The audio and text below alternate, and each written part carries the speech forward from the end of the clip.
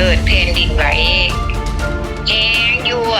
เวียงจันทน์เซ็นเตอร์ภาคสั้นตึกสูงหันแม่นโอเคสบายดีทุกคนเมื่อนี้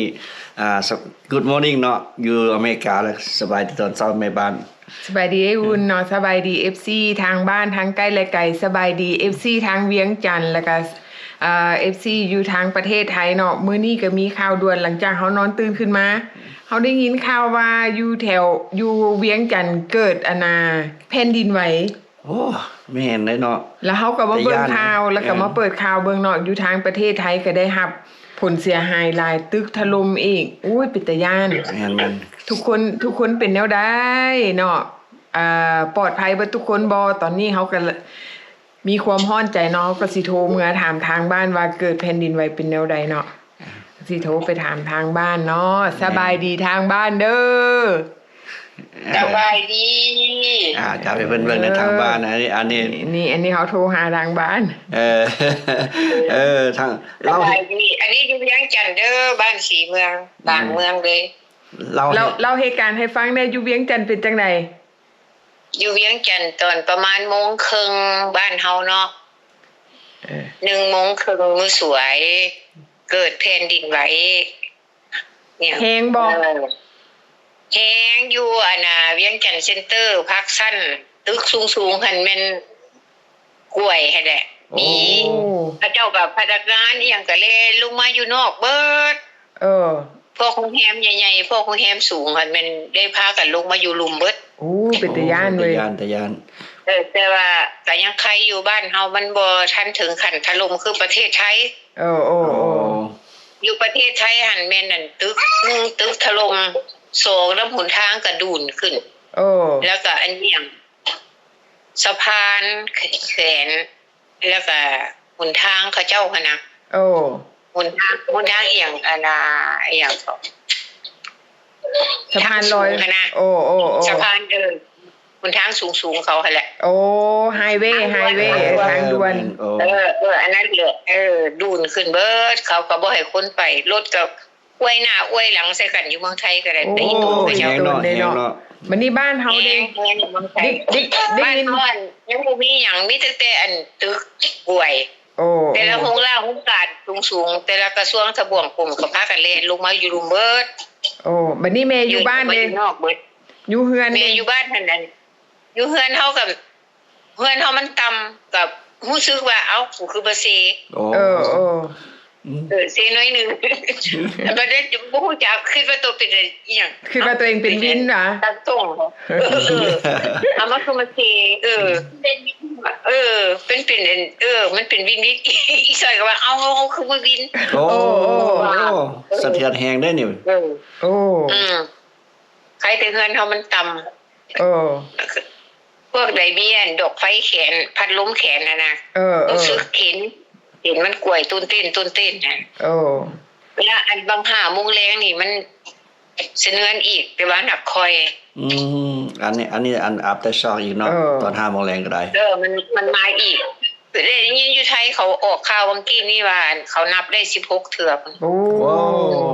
เอาให้พากันเฝ้าระวังเด้อโจอี้ว่าด่วนเพิ่นไปอีหยังโคราชสะเทือนฮอดโคราชเพิ่นว่าก็ไปฮอดพุ่นแหละตึกสูงๆอันไปอีตุ่นเนาะอันตุ่นเขาเนี่ยว่าเอาลงมาทั้งเสียงทั้งคนเดี๋ยวนี้เขายังคนอยู่อันตึกที่ว่าปุ๊บบ่แล้วมันถล่มนะมีเพราะว่ายัง2 คนอยู่ในหันมีผู้หญิงกับผู้ชายแต่ว่าเขาคาดหมายไว้ว่าคือสิยังหลายคนอยู่ในหั่นอีตุ่นเนาะแสดงว่าประเทศถึงเวลาอันคนบนบุเสือกับกุชะทำนายปี2005อันนี้มันบ่แล้วนี่นะ2005โลกาสิไหววันนี่นะ2025พี่มันพศพศโอเคสนะอันนี้นี่กับ1,900เนาะพศ2005โลกาสิไหววันเพิ่นว่ามีทั้งลมไฟน้ำทั้ง3สีมาซ้ำติ่งตื้มมนุษย์สาโลกฮ้อนคนสิล่มเท้าตายอัน พญาติใหม่มาบ่แพ้ยาแก้ใส่บ่ทันนั่นผ่านไปแล้วเนาะอันนี้บัดนี้มันเริ่มอันนี้ อืม เริ่มไฟ อืม ไฟบัดนี้ก็น้ำยังน้ำบัดนี้น่ะ ไฟกับแผ่นดินไหวมาละยังน้ำกับฟ้าผ่าบัดนี้น่ะ โอ้ อันนี้เนี่ยเพิ่น ต้องเอาถอนทำก่อนโลกใหม่บัดนี้น่ะเขาว่ายังกันให้สำรวจเขื่อน อันนี้ ไว เพิ่นอันนี้เพิ่นทำนายไว้บ่ ๆแน่นอันนี้พุทธทำนายเพิ่นเว้าไว้ เออ ถูกเบิดถูกและกำลังปิ่นเริ่มปิ่นละนี่แหละถูกเบิดเป็นเล่ามาถูกเบิด อันนี้ไลฟ์สดจากเวียงจันทน์เด้อแม่เฒ่าอันนี้ อันนี้เป็นแม่ของแม่บ้านเนาะ แม่ของแม่บ้าน แม่ใหญ่ ข่าวสด ข่าวสดข่าวสดใหม่ เออ ๆ อันนี้ เขาก็เป็นห่วงเนาะ เป็นห่วงเป็นห่วง เฮา โตไปนี่ล่ะหัวหล่นสิได้ล้ำหัวดำสิได้เทศ เออ ไป เอาแปลว่าในไรว่าภาษาแบบไทยบ้านให้เข้าใจในแบบนี้ หัวหล่นสิได้ล้ำหัวดำสิได้เทศโตไปนี่ก็แม่นแบบครูบากับพากันไปเรียนหนังสือเบิดเดะซั่น เออ ผู้ใดกับปริญญาเอกปริญญาโท โอ้ หาผู้สิเทศคุณกับบ่มีเดะซั่น เออ ก็แม่นผู้เฒ่าหัวดำนี้แต่ตัว โอ้ ไปเว้าไปว่าเออก็ไปนี่นะ หูยินข่าวว่าอันแผ่นดินไหวเริ่มมาจากกันเมียนมา เมนเริ่มมาจากประเทศเมียนมาพม่า เอาเข้ามา เนี่ยมีคนน้อยอยากออกกล้องนะมันนี่ ก็เริ่มสาเหตุก็เกิดมาจากคนแล้วถล่มบิลดิ้งก็จักทลายมันล่มทลายหลายเด้ พังทลาย พังทลายแม่นล่ะ เมนแบบเสียหายหลาย เมืองไทยก็เสียเฮาเฮงก็เสียหายหลาย บ้านเฮาก็ไฟไหม้ปลาบักหลายเลยดิ ได้ยินว่าไฟไหม้ป่าอีกได้อยู่เมืองลาวน่ะ ไฟไหม้ปลาแล้ว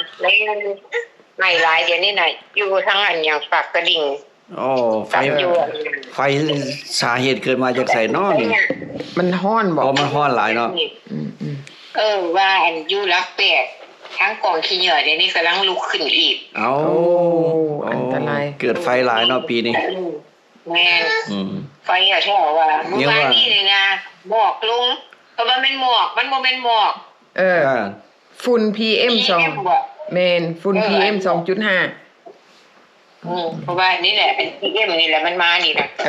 ระวังเด้อมีหลานน้อยอยาวออกไปเลาะพากันเป็นอย่างคือมาแสบคอละไอฉันว่าเข้าไปในเงินลูกมันเป็นน้ำหมอกด้วยนี่เด้อก็ว่าสิแหละแนวคนเฮาบ่เคยเห็นเนาะเมนกี่ฝุ่นใหญ่ก็ว่ามันมีหมอกเลยล่ะอย่างว่าช่วงนี้เนี่ยเปิดเบิ่งข่าวเบิ่ง Facebook ยามใดก็มีแต่ไฟไหม้แถวบ้านเฮาเกิดไฟไหม้เกือบว่าเป็นห้องไฟมาไล่กันความหมายคนหนุ่มน้อยบ่ฮู้จักมันเกิดแล้วมันเกิดใจโลดนี่แหละคันผู้เฒ่าโบราณเพิ่นว่าไฟมาไล่กันก็แล้วบ่ทุกคนปลอดภัยก็ดีใจแล้วติดตามข่าวไปเรื่อยๆอันนี้ครับก็เป็นห่วงเนาะตื่นเช้าขึ้นมาก็เป็นห่วงเสียหายหลายกันหมู่แม่นพี่น้องอยู่ทางประเทศไทยเนาะขอให้ทุกคนปลอดภัยเด้อพี่น้องเมียนมาคือกันเนาะเสียหายหลายเฮาก็ติดตามข่าวไปเรื่อยๆบัดแล้วเฮาจังสิมาอัปเดตให้ฟังเนาะว่าเป็นแนวใดโอเคเนาะพี่น้องเนาะเบิ่งข่าวไปนํกันเด้อส่งกำลังใจไปให้คนทางบ้านเลยเด้อพอกันใหม่คลิปหน้าเด้อแม่บ้านสิไปการแล้วโอเคเจอกันคลิปหน้าบ๊ายบาย